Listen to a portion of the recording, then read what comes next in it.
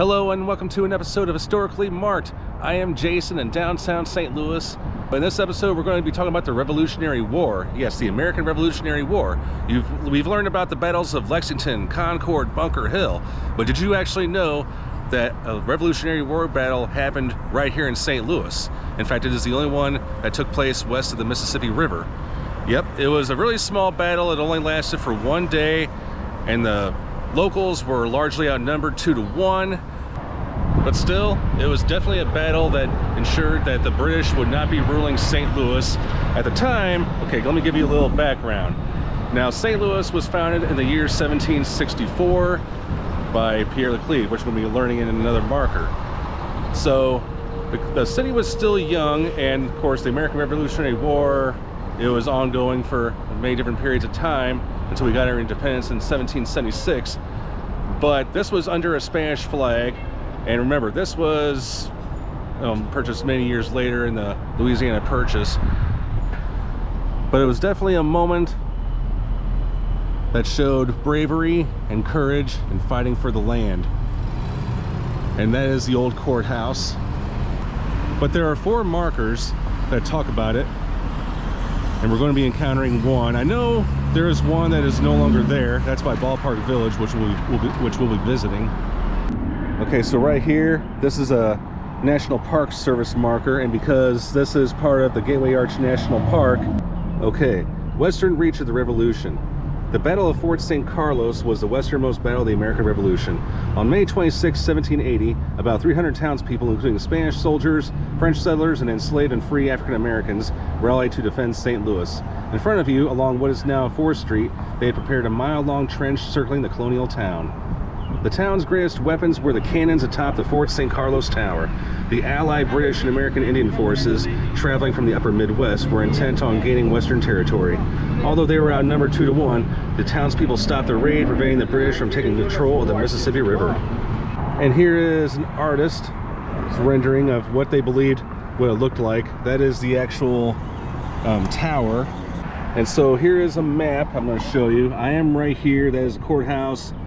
That is a parking garage, that is a business building, that is Busch Stadium, that is Ballpark Village and Hilton, and then that is Keener Plaza. But yes, the tower was right there, right where that building is right now. So there is a Fort St. Carlos commemoration committee that exists. It has been around for many years. Every year, usually on May 28th, they do like a little dedication ceremony. It's held in different places. I think this year in 2026 it's going to be at the Felix Val House in St. Genevieve, Missouri. But they do tribute to all the 21 people that they know of that perished in the battle.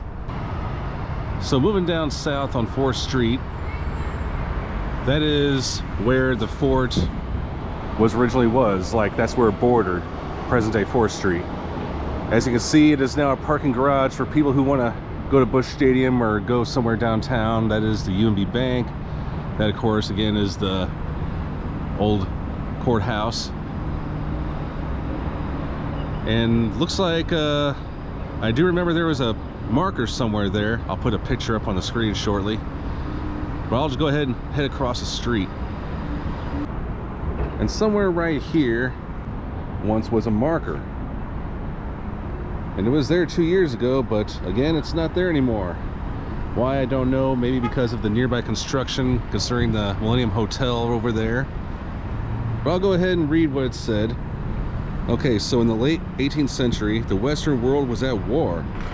France and their allies Spain were at war with Britain, and American colonists along the North Atlantic were fighting a bitter war for their independence. In 1780, the Revolution in the East migrated west to the small French-born, Spanish-owned trading post along the Mississippi River, St. Louis. Fearing an attack from the English, Spanish officials began to build a series of stone towers manned with cannons along the banks of the Mississippi, facing east. The central tower, Fort St. Carlos, was located near this spot. On May 26, 1780, the British, with several hundred of their Native American allies, launched a massive attack on St. Louis. The small garrison of Spanish soldiers and the predominantly French inhabitants of the community were able to repulse the attack. By the end of the day, the British and their Native American allies retreated north. The fort in St. Louis survived. Well, it's kind of sad that I'm not trying to say they're erasing history, but I hope they put some replacement up there anytime soon. So going just a street over to Broadway, and I'm looking at Ballpark Village right now. It had first opened in late March of 2014 to accompany Busch Stadium, which at the time was still somewhat new, even though it had been there for 8 years at the time. But this has been done in many different phases, like that high-rise apartment building or condos or whatever it is. That was not there in the beginning.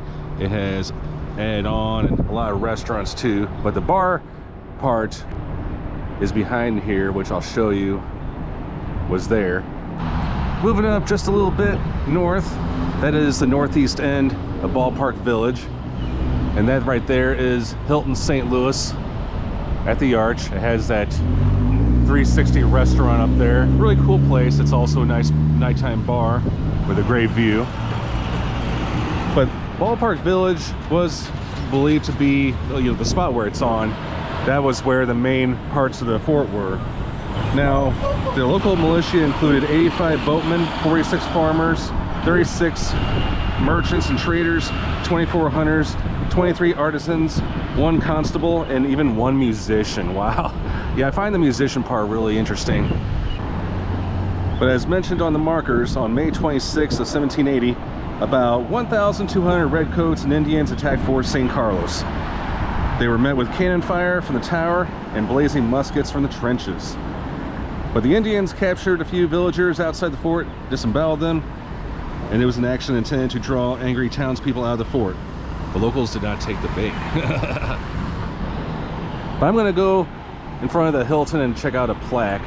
And it's amazing that many people have stayed overnight here and walked by here day and night. And a lot of people probably do not notice that this plaque is here, right in front of Starbucks.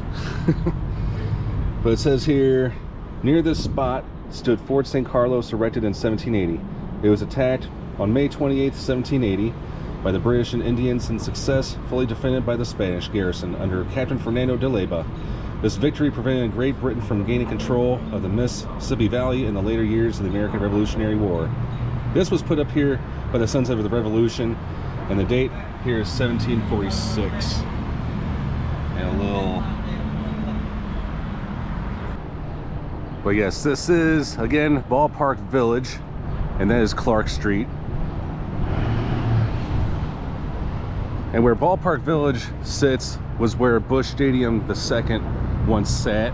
It was demolished in late 2005 after the baseball season to make way for the current Busch Stadium, or Busch Stadium III.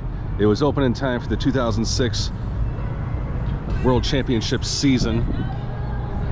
But I'm going to go that way and show you where the plaque once stood.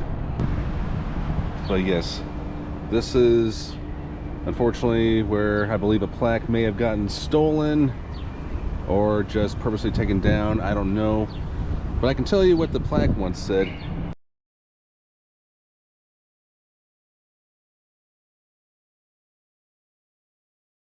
And it was there 3 years ago when I took a picture of it, but unfortunately it is now gone. So the whereabouts of the plaque are unknown.